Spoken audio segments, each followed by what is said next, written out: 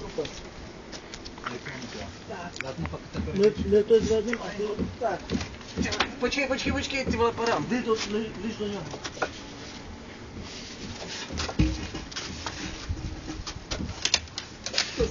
Do sebe. Dobrý?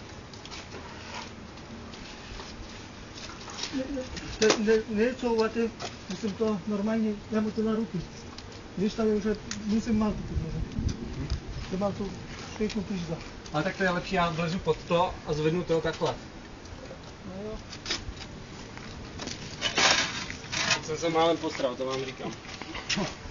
Já jsem tady tlačil bicákama. Takže 50 na bicák nedám, jo.